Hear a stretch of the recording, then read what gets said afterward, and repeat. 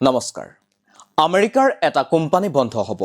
এই খবৰ পাই হয়তো ভাৰতৰ এটা কোম্পানীয়ে সকাহ পাইছে। কাৰণ বন্ধ হ'বলৈ গৈ থকা আমেৰিকাৰ এই কোম্পানীটো আছিল ভাৰতৰ কোম্পানীটোৰ বাবে মূৰৰ কামোৰণি। বন্ধ হ'বলৈ গৈ থকা এই কোম্পানীটো হৈছে আমেৰিকাৰ হিণ্ডেনবাৰ্গ ৰিচাৰ্চ। বুধবাৰে নিশা কোম্পানীটোৰ প্ৰতিষ্ঠাপক নাথান এণ্ডাৰছনে এই কথা ঘোষণা কৰে। তেওঁ কয় যে বহু আলোচনা আৰু চিন্তা চৰ্চাৰ অন্তত কোম্পানীটো বন্ধ কৰাৰ সিদ্ধান্ত লোৱা হৈছে। কিন্তু কিয় বন্ধ হ'ব বিশ্বজুৰি চৰ্চিত এই কোম্পানীটো? এই সন্দৰ্ভত কোনো নিৰ্দিষ্ট কাৰণ উল্লেখ কৰা নাই এণ্ডাৰছনে। তেওঁ লিখিছে, বিশেষ একো নাই, কোনো বিশেষ ভাবুকি নাই, কোনো স্বাস্থ্যজনিত সমস্যা নাই, কোনো ডাঙৰ ব্যক্তিগত সমস্যা নাই। কিন্তু এনেকৈ উল্লেখ কৰাৰ পাছতো বহুতৰ মনত থাকি গৈছে প্ৰশ্ন, কিয় বন্ধ হ'ব হিণ্ডেনবাৰ্গ? এণ্ডাৰছনৰ মতে হিণ্ডেনবাৰ্গ ৰিচাৰ্চ বন্ধ হৈছে পৰিকল্পনা অনুসৰি।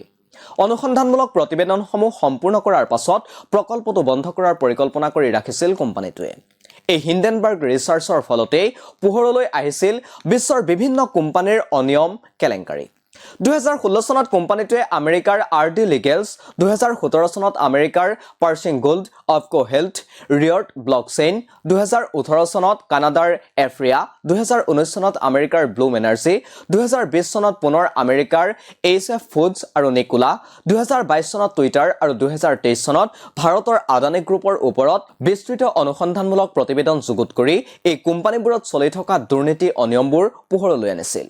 মন কৰিবলগীয়া যে হিণ্ডেনবাৰ্গ ৰিচাৰ্চে পোহৰলৈ অনা প্ৰতিবেদনৰ ফলত ভাৰতৰ আদানী গ্ৰুপ আৰু এইকন এণ্টাৰপ্ৰাইজকে ধৰি কেইবাটাও কোম্পানীয়ে কোটি কোটি টকাৰ লোকচানৰ সন্মুখীন হ'বলগীয়া হৈছিল। 2024 চনৰ আগষ্ট মাহত হিণ্ডেনবাৰ্গে নিজৰ প্ৰতিবেদনত দাবী কৰিছিল যে securities and exchange board of India, চমুকৈ ছেবিৰ মুৰব্বী মাধৱী পুৰী বুটছ আৰু তেওঁৰ স্বামী আদানী গ্ৰুপৰ সৈতে জড়িত এটা অফশ্ব'ৰ কোম্পানীৰ অংশীদাৰিত্বত আছে। ইয়াৰ পাছতে মাধৱী পুৰী বুটছৰ এনে কাণ্ডৰ বিৰুদ্ধে দেশজুৰি সৃষ্টি হৈছিল প্ৰতিক্ৰিয়া।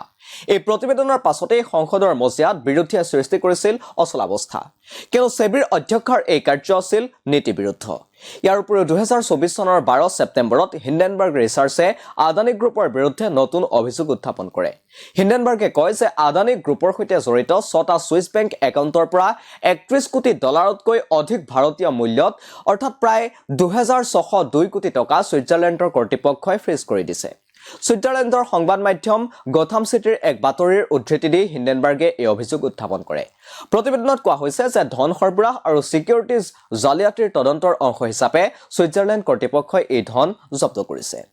এনেদৰে বিশ্বজুৰি খলকনিৰ সৃষ্টি কৰা কোম্পানীটোৱে পৰিকল্পনা অনুসৰিয়ে নিজৰ কাম কাজ বন্ধ কৰাৰ কথা ঘোষণা কৰিছে।